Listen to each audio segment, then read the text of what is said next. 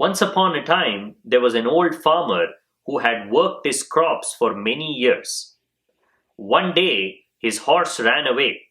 Upon hearing the news, his neighbors came to visit.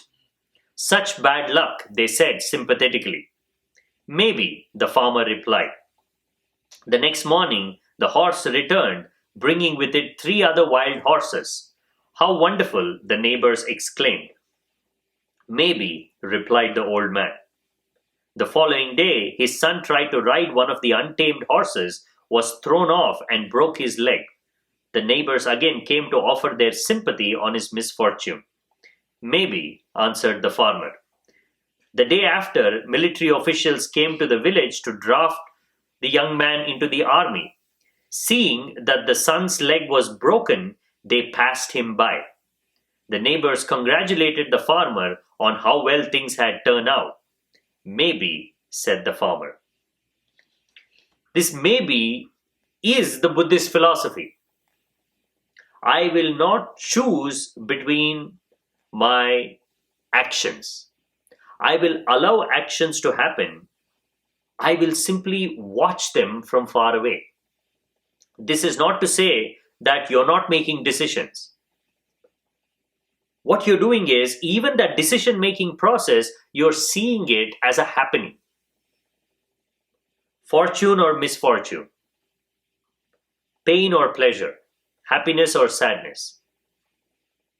Life becomes magical when you are able to stand on a stable ground that is not moving and experience all these things as changes. The most beautiful place from where you can sit and watch the river is on the shore. You don't jump into the river. If you jump into the river, then you're struggling to survive. There is no enjoying the river. Beauty is always at a distance. That is the very definition of beauty. You get too close to something, the beauty vanishes. Anything in life. The sunset, sunrise looks so beautiful. But start moving closer to the sun. What happens to the beauty? You will be burnt. It's the same with everything. Beauty is perceptual. The more the distance, the deeper the perception. The closer you get, the more confusing things become. The beauty is lost.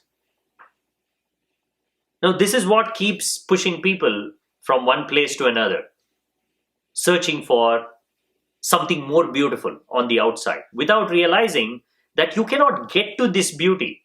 This is the trick of life. Life is meant to be enjoyed from a distance. You get too close to it,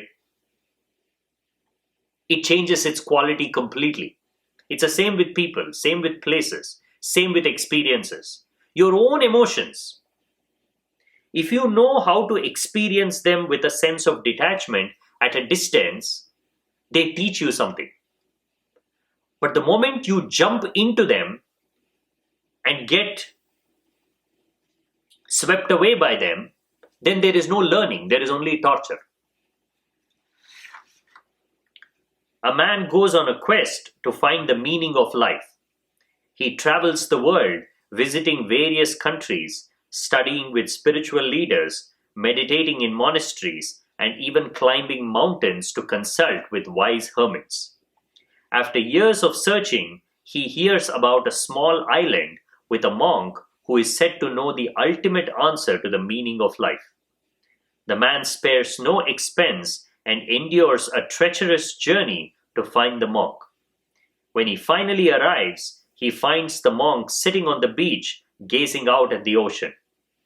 Breathless and full of anticipation, the man approaches the monk and asks, "I have spent my entire life searching for the meaning of life. I am told you have the answer. Please, can you tell me what it is?" The monk looks at him, smiles, and says, "Life is like a giant wheel." Puzzled, the man asks, "A giant wheel? That's it. I've traveled the world and spent all my wealth and the best years of my life searching for the meaning, and you're telling me life is like a wheel. Yes, the monk replies. Sometimes you're up, sometimes you're down. But most importantly, no matter where you are on the wheel, you are always part of the whole. Feeling somewhat disappointed, but also intrigued, the man sits down next to the monk, looking out at the ocean. After a moment of silence, the man turns to the monk and asks, "So, what happens if the wheel stops?" The monk turns to him with a grin and says, "Then, my friend, you finally get off and enjoy the beach."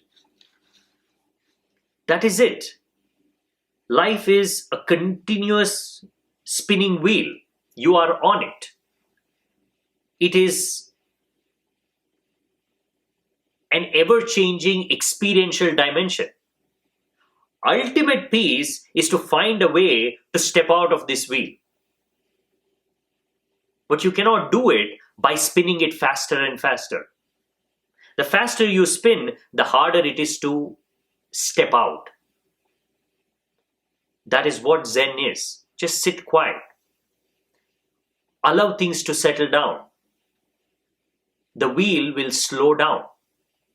When it slows down enough, you will have the courage to jump out. As of now, it's moving too fast. The very thought of disconnecting yourself from the body and mind is too scary now because you are a part of this movement. Slow it down. Allow it to settle.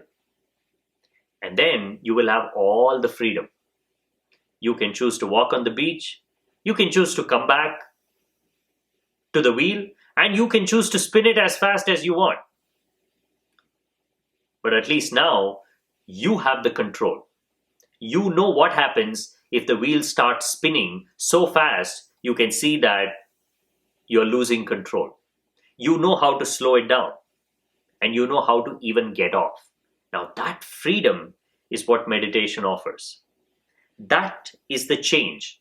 Ability to watch your thoughts, watch your emotions, ability to watch this impermanent nature of life from a place of permanence, from the center, from your being, to eventually learn how to simply be at the center, irrespective of what's happening on the outside.